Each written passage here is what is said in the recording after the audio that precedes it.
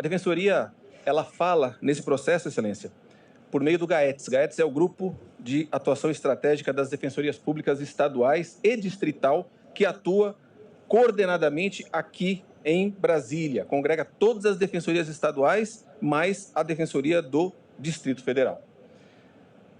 E nós ingressamos com a Amicicuri porque queremos ser amigos da Corte. Entendemos que podemos contribuir especialmente numa questão que versa sobre direitos humanos e direito das minorias, numa questão altamente questionável, altamente negatória, altamente sensível e difícil. Não tem solução fácil aqui. Mas gostaríamos de pontuar até porque os que me antecederam já discorreram bastante sobre alguns aspectos sobre os quais nós iríamos pontuar. Mas, basicamente, o 952, o tema 952, versa sobre o dever do Estado arcar com o custo de tratamento médico de uma pessoa que faz uma recusa terapêutica.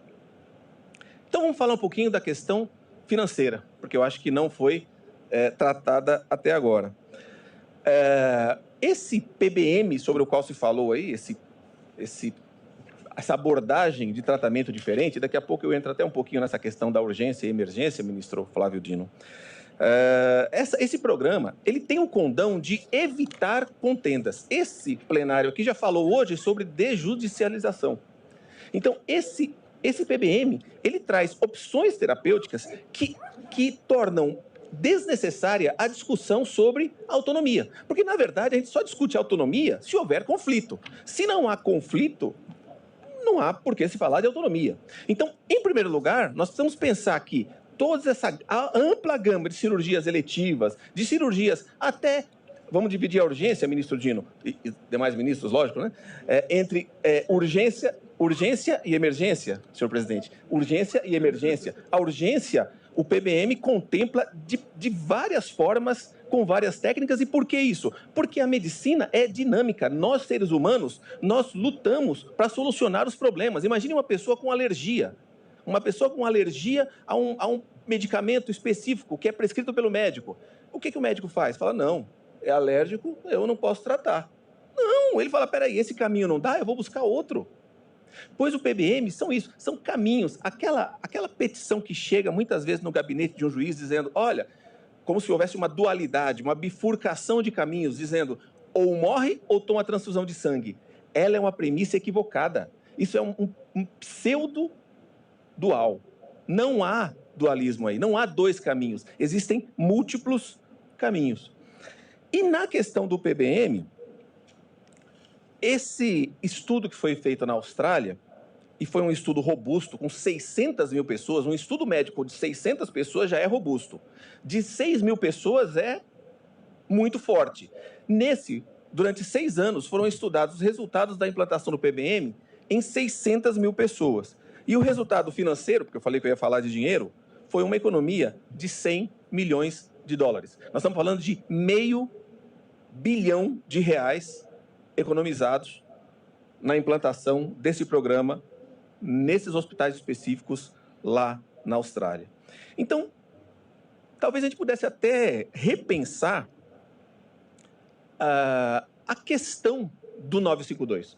Porque a questão é, o Estado deve custear o tratamento de uma testemunha de Jeová que recusou a terapia? Na verdade, não.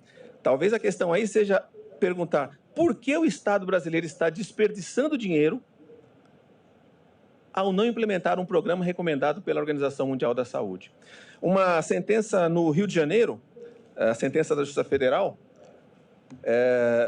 condenou a União a implantar o PBM em todos os hospitais federais do Rio de Janeiro. O MPF, foi proposta pelo MPF, o Ministério Público Federal recorreu para estender isso para todo o território nacional, e lá a sentença, tem aqui um excerto da sentença, diz que os profissionais médicos,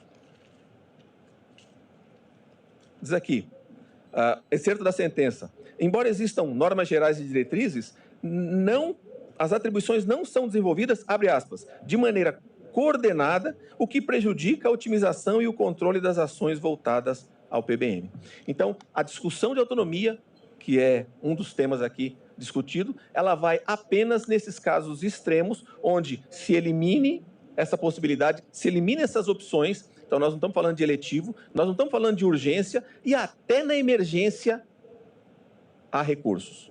E se eventualmente não houver, aí nós vamos ter que discutir autonomia, e não há como obrigar um paciente adulto e capaz, nós só estamos falando aqui de adulto capaz, criança é outro debate, não há como obrigá-lo a receber um tratamento médico. Para finalizar, eu sei que eu até passei uns segundos aqui do meu horário, mas para finalizar, eu vou trazer à baila, se o senhor me permite, senhor presidente, o enunciado recentemente aprovado, 13 e 14 de junho, na primeira jornada de Direito da Saúde do Conselho da Justiça Federal.